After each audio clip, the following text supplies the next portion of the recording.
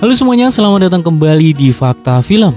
Kali ini Fakta Film akan merekap alur cerita film dari tahun 2016 yang berjudul Strangled.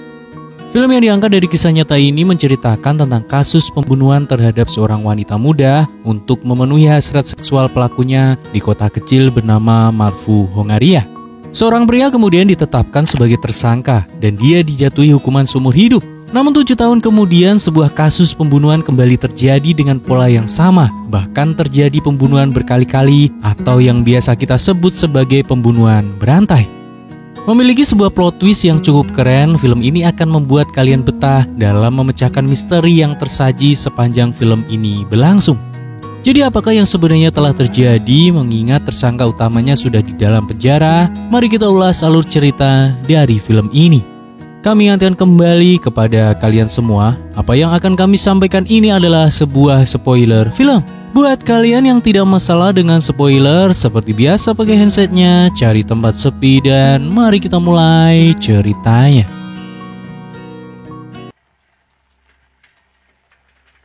Di awal film, kita diperlihatkan dengan suasana pada tahun 1957. Seorang pria bernama Akos Roti sedang mengendarai sepeda menuju ke sebuah pabrik sepatu di malam hari. Dia bermaksud menjemput seorang wanita bernama Elizabeth Patai yang baru saja selesai bekerja di pabrik tersebut. Di waktu yang sama, dari kejauhan seorang pria mengawasi Akos yang tengah menjemput Patai. Di tengah perjalanan pulang, Akos mengajak Patai untuk hidup bersama, namun Patai menolaknya yang membuat Akos menjadi sangat kecewa. Kemudian ketika mereka berjalan di dekat sungai kecil, Akos tiba-tiba menghantam kepala Patai dengan sebuah kampak yang membuat Patai tewas seketika. Setelah itu, Akos menenggelamkan jenazah Patai di sungai kecil yang tak jauh dari lokasi pembunuhan tadi. Tidak butuh waktu yang lama, Akos ditangkap oleh polisi. Seorang polisi bernama Bota menyudutkan Akos bahwa Akos tidak mempunyai alibi yang kuat. Sedangkan polisi yang bernama Katona meminta Akos supaya tidak mengaku jika memang bukanlah dirinya pelakunya. Katona hanya ingin memastikan tidak ada unsur pemaksaan terhadap Akos. Namun, Akos tetap mengakui perbuatannya bahwa dia telah membunuh Patai. Reka ulang kejadian pun dilakukan. Dalam reka ulang itu, Akos mengaku menyetubuhi Patai sebelum dia membuang tubuhnya ke sungai. Akos memperagakannya dengan sangat detail. Di tempat itu juga datang ibu serta saudari perempuan Akos yang bernama Rita. Namun ada hal yang sedikit mencurigakan di reka ulang, yaitu Akos terkadang pelin-pelan dalam memberikan keterangan terhadap polisi. Kemudian di dalam persidangan, pengacara Akos mengajukan permohonan supaya dilakukan pemeriksaan ulang terhadap para saksi karena ada kontradiksi mengenai keberadaan Akos ketika pembunuhan itu terjadi. Namun permohonan tersebut ditolak oleh hakim. Kemudian pengadilan memutuskan bahwa Akos dijatuhi hukuman mati dengan digantung karena dia telah terbukti melakukan pembunuhan serta pemerkosaan terhadap jenazah Elizabeth Patai. Ibu dan saudari Akos yang datang ke pengadilan tampak kecewa dengan putusan hakim. Mereka tidak percaya jika Akos mampu melakukan perbuatan keji tersebut karena Akos selama ini dikenal sebagai seorang pria pemalu yang tidak banyak bicara. Kemudian hari-hari di penjara ada hal yang sangat mengerikan bagi Akos, apalagi tahanan yang lain mengetahui jika Akos adalah seorang pembunuh wanita. Para tahanan mulai menyiksa dan melakukan pelecehan seksual terhadap Akos. Kekejaman para tahanan sepertinya belum sepadan dengan kejahatan yang telah dibuat Akos sebelumnya. Seiring berjalannya waktu, hukum Akos diringankan menjadi hukuman seumur hidup karena dia sebelumnya tidak pernah melakukan kejahatan. Singkat cerita, 7 tahun pun telah berlalu. Terlihat ada seorang pria tengah duduk di rumahnya yang berada di sekitaran lingkungan pabrik. Dia sedang menonton televisi sambil minum bir. Di televisi menampilkan adegan seorang wanita yang duduk dan diikat di kursi. Kemudian datang seorang pria melakukan kekerasan sekaligus pelecehan terhadap wanita itu yang membuat pria yang menonton televisi tersebut bergairah atau hasrat seksualnya meningkat ketika menonton adegan film di dalam televisi tersebut. Kemudian pria misterius itu keluar menggunakan motor. Dia memakai jaket serta topi berwarna hitam menghampiri seorang perempuan bernama Ibu Lia Sakasti yang baru saja pulang dari kerja di malam hari. Pria misterius itu menawarkan tumpangan kepada Ibu Lia dan tentu saja Ibu Lia tidak menolak karena mereka saling mengenal satu sama lain. Mereka berdua berkendara dengan motor dan berhenti di semak-semak. Setelah itu mereka bercumbu. Awalnya Ibu Lia tampak menikmati, namun tidak berselang lama si pria misterius bermain kasar, bahkan dia menampar serta mencekik Ibu Lia hingga membuatnya tewas seketika. Pria misterius berbaju hitam itu kemudian melucuti pakaian Ibu Lia dan lantas membuang tubuh Ibu Lia ke dalam danau. Beberapa hari kemudian, polisi menemukan mayat Ibu Lia dan segera melakukan otopsi. Dari hasil otopsi itu pun polisi lantas menyimpulkan kalau Ibu Lia tewas dengan cara bunuh diri. Sepertinya di sini polisi bekerja dengan buru-buru, jadi mereka terlalu cepat menyimpulkan kasus tersebut. Sementara itu, Rita, saudara Akos yang bekerja di pabrik sepatu, menerima karyawan baru bernama Agi. Hari itu setelah selesai bekerja, Agi yang dalam perjalanan pulang ke rumahnya di malam hari berjalan kaki melewati stasiun, terlihat tengah diikuti seorang pria berbaju hitam. Ketika keadaan sudah sepi, Agi dipukul kepalanya dengan palu dari belakang, yang membuat Agi seketika jatuh pingsan.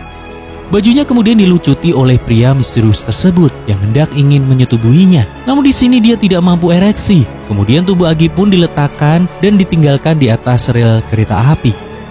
Beruntung bagi Agi, dia tersadar tepat waktu sebelum kereta api melintas di sampingnya. Pagi harinya polisi lantas datang ke lokasi kejadian dan Agi segera dilarikan ke rumah sakit. Di sana Bota kemudian melihat ada jejak ban motor tak jauh dari lokasi ditemukannya Agi. Tidak lama setelah itu, seorang jaksa penuntut bernama Zultan Sime datang. Dia ingin memastikan bahwa semua saksi akan diperiksa dengan benar. Pagi harinya, Agi sudah sadarkan diri, namun dia hanya bisa memberikan keterangan seadanya kepada polisi, mengingat dia diserang dari arah belakang juga keadaan yang sangat gelap. Sementara itu, Akos yang ada di dalam penjara mempunyai kegiatan baru, yaitu menjahit bola. Tanpa sepengetahuan temannya juga sipir penjara, tiba-tiba Akos menyembunyikan jarum yang dia pegang. Dia juga mendapatkan kunjungan dari Rita yang membawakan foto anak laki-laki Akos. Sebagai informasi saja, dahulu Akos pernah menikah dan mempunyai seorang anak, namun sekarang sudah bercerai. Dan setelah itu Akos jatuh cinta dengan wanita lain, yaitu Elizabeth Patai, wanita yang akhirnya dia bunuh. Di sini Akos sudah tidak peduli dengan anaknya, karena dia merasa bersalah dan akan membusuk di dalam penjara selamanya. Namun Rita meminta Akos supaya tidak putus asa dan mengajukan banding kembali. Rita juga memberitahu bahwa salah satu temannya baru saja diserang namun berhasil selamat. Rita merasakan ada hal yang aneh karena pola penyerangan sama dengan apa yang dialami oleh Patai dahulu. Artinya Rita percaya bahwa yang telah membunuh Patai dahulu bukanlah Akos melainkan orang lain. Sebelum pergi, Rita meninggalkan foto anak Akos sebagai pengingat agar Akos tetap kuat dan mengerti kalau banyak orang yang mencintainya. Kemudian di malam berikutnya, pria misterius muncul, terlihat tengah mencari mangsa seorang wanita yang baru pulang bekerja. Dengan mengendari motornya, pria misterius itu akhirnya menemukan satu wanita yang sedang berjalan sendirian memakai sepatu hak tinggi dan mempunyai rambut pendek sebahu. Ketika sampai di keadaan sepi, wanita itu dipukul dengan palu dari belakang. Namun beruntung dia mempunyai refleks yang bagus sehingga membuat palu pria tersebut memantul dan mengenai lehernya sendiri. Teriakan wanita itu membuat dua orang pria datang dan mengejar pria berbaju hitam, namun dia berhasil lari dan lolos. Pria misterius tersebut kemudian terlihat pulang ke rumahnya. Dia masuk ke kamar mandi dan memeriksa luka di lehernya. Sekilas dia mempunyai wajah yang mirip dengan Akos dan pria ini bernama Pail Boknar.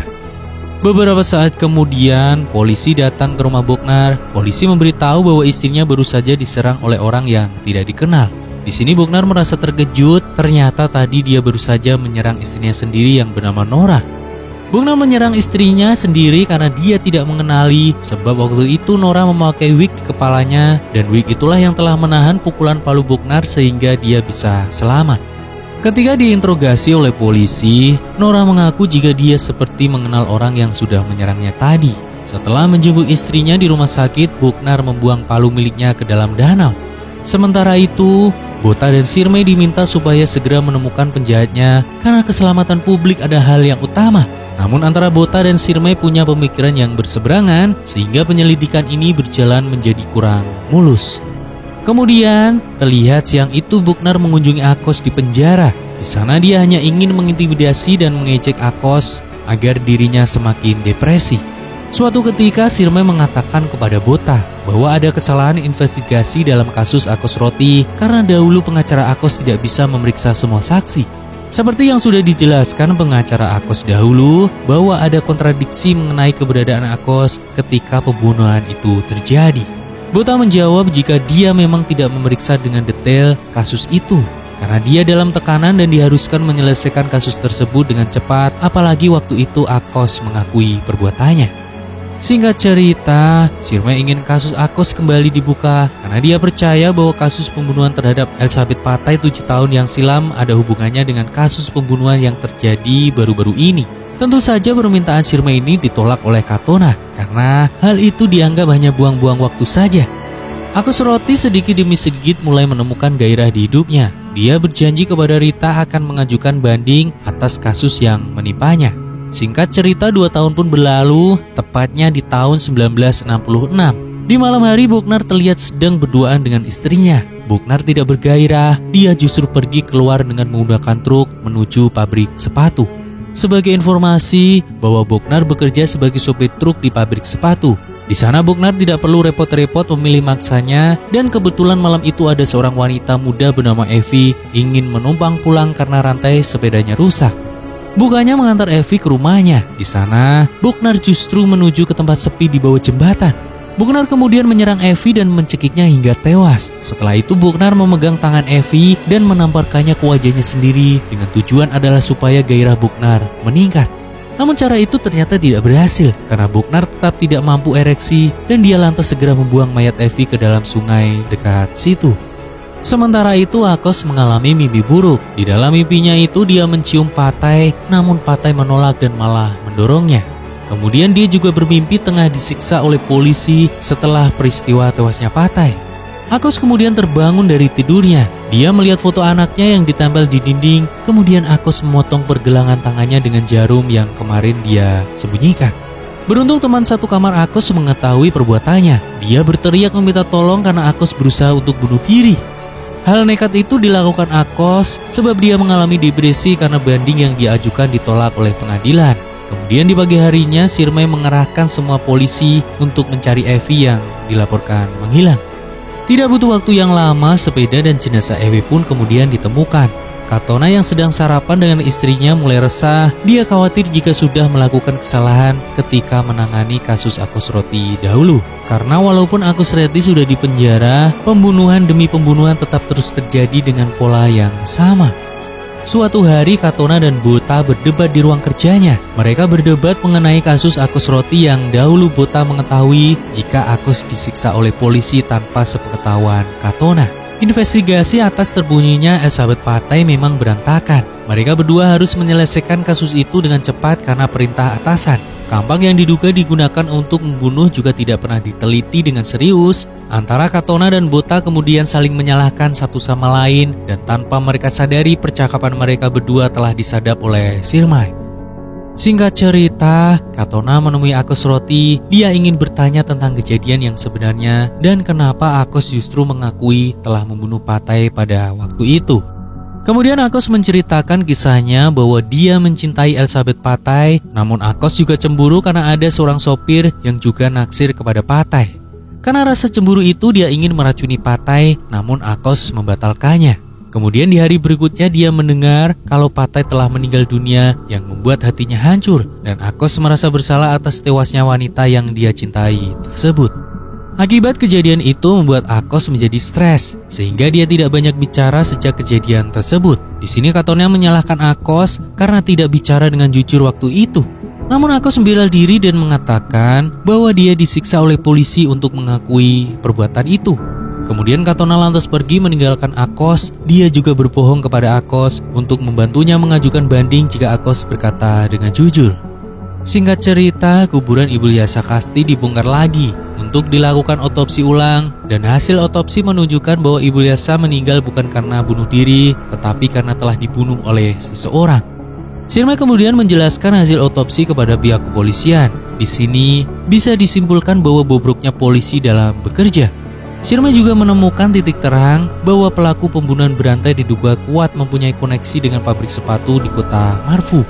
Sementara itu di tempat lain, Boknar terlihat sedang bekerja. Dia memarkirkan truknya dan karena kurang hati-hati kaca bagian belakang truk pecah setelah membentur sebuah besi.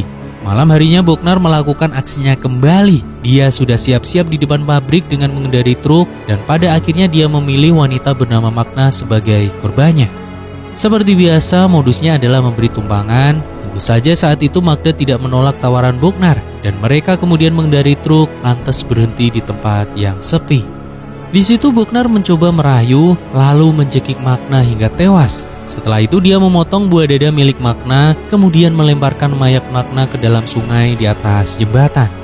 Ketika dilakukan otopsi pada jenazah Magna, polisi menemukan serpihan kaca kecil pada kuku Magna. Ini adalah sebuah petunjuk penting bagi Sirmai. Dia langsung bergerak cepat dengan menyelidiki jembatan di mana jenazah Magna ditemukan.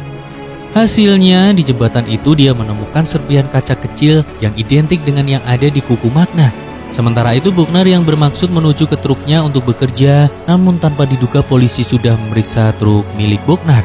Bognar yang waspada mengamati dari kejauhan, sedangkan di sana Sirmai berhasil menemukan serpihan kaca kecil di dalam truk milik Bognar. Kemudian Sirmai pergi ke rumah Bognar dan meminta Nora supaya mengeluarkan seragam yang biasa dipakai oleh suaminya. Sementara itu di pabrik, Bota mulai menginterogasi Bognar terkait tewasnya Magna. Kemudian Bota memperbolehkan Bognar keluar ruangan. Namun Bognar yang sudah merasa curiga, dia melarang Bognar untuk pergi dari pabrik sampai pemeriksaan ini benar-benar selesai. Ketika Bognar keluar dari ruangan, Bota mengikutinya dari belakang. Tidak lama kemudian dari depan Sirmai datang dan berteriak untuk menangkap Bognar. Sirmai yang baru saja datang dari rumah Bognar sudah menemukan bukti kalau jika Bognar adalah pembunuh berantai tersebut. Bognar lantas melarikan diri ke arah hutan, sampai pada akhirnya dia berdiri di tebing yang di bawahnya terdapat sungai yang sangat dalam. Tidak ada pilihan lain, Bognar kemudian melompat ke dalam sungai. Bota berkata kepada Sirmai biarkan si bangsat itu tewas. Namun Sirmai menjawab kalau dia harus menangkap Bognar karena ini menyangkut kehidupan Akos. Setelah tertangkap, Bota menginterogasi Bognar, namun di sini sikap Bognar membuat Bota kesal. Dia juga merasa dikejai selama 10 tahun terakhir. Interogasi Bognar kemudian diambil alih oleh Sirmai. Bognar mengaku kecanduan telah membunuh wanita-wanita itu karena dengan membayangkan membunuh seorang wanita, maka dia bisa berhubungan badan dengan Nora, istrinya. Atau dengan kata lain, Bognar hanya bergairah setelah mengingat korban-korbannya tersiksa. Itulah alasannya kenapa Bognar tidak berhubungan badan dengan para korbannya dan dia hanya melakukan kekerasan seksual dan lantas membunuh mereka. Bognar di sini juga bercerita bahwa dia mempunyai pacar bernama Elizabeth Patai, bahkan mereka berencana untuk menikah. Suatu hari Bognar yang tengah menunggu Patai di depan pabrik melihat Akos datang menemui Patai dan lantas mengikutinya. Dia mengawasi dari kejauhan. Setelah itu dia melihat Akos mencium Patai, namun Patai menolak dan mendorong Akos. Setelah Akos pergi, Bognar menemui Patai yang berjalan sendirian. Antara Bognar dan Patai memang saling jatuh cinta satu sama lain. Mereka bercumbu dan akan bercinta. Namun Bognar tidak bisa ereksi. Patai sudah melakukan berbagai cara, namun Bognar tetap saja tidak bisa ereksi. Patai kemudian menertawakan Bognar sambil berlalu pergi. Bognar yang marah lantas mengambil sebuah palang besi rel kereta api dan lantas memukul Patai hingga membuatnya tewas seketika. Melihat Patai tewas membuat Bognar bergairah dan dia lantas memerkosa mayat gadis malang tersebut. Sebagai informasi saja, jika Bognar hanya menyetubui mayat Patai saja, sedangkan korban lainnya tidak dia setubui. Setelah kasus ini terungkap, di tahun 1968, Akos Reti lantas dibebaskan dari segala tuduhannya. Kurang dari 10 tahun di penjara, akhirnya kini Akos bisa menghirup udara bebas, dan beberapa tahun kemudian Akos meninggal dunia. Sementara itu, Pael Bognar dijatuhi hukuman mati dengan digantung. Bahkan, sampai akhir hayatnya dia masih memperlihatkan ekspresi wajah dingin dan tidak bersalah. Di akhir film, terlihat Sirmai yang sedang bersepeda tiba-tiba ditabrak oleh mobil dari belakang yang mengakibatkan tubuhnya terluka dan film ini pun usai. Strangler adalah sebuah film trailer yang dirilis pada tahun 2016 dan disutradari oleh Alpad Stopsis. Film ini didasarkan pada kisah nyata tentang seorang pembunuh berantai yang menguncang kota Kecskemét, Hungaria pada tahun 1960-an. Cerita ini menggabungkan elemen dramatis dan juga misteri, serta menghadirkan gambaran yang gelap dan menegangkan tentang penyelidikan polisi terhadap pembunuhan-pembunuhan tersebut. Film ini mampu menggambarkan rasa ketegangan serta kecemasan yang dirasakan oleh karakter utama, baik pelaku pembunuhan maupun para penyidik kepolisian. Meskipun berhasil menciptakan atmosfer yang gelap dan mencekam, alur cerita film ini menurut Mimin terlalu lambat sehingga membuat beberapa penonton yang melihat akan sedikit merasa bosan. Namun secara keseluruhan, Strangled adalah film thriller psikologis yang menegangkan dengan dasar sejarah yang menarik. Bagi mereka yang suka cerita kriminal yang dalam serta atmosfer yang mencekam, film ini mungkin akan menjadi pilihan yang menarik untuk kalian tonton. Secara keseluruhan, Mimi memberikan nilai sebesar 7,9/10 dari keseluruhan alur cerita yang tersaji sepanjang film ini berlangsung. Terima kasih buat kalian semua yang telah mendengarkan alur cerita film ini dari awal hingga akhir. Buat kalian semua semoga selalu diberi kesehatan dan sampai jumpa lagi di alur cerita film horor selanjutnya.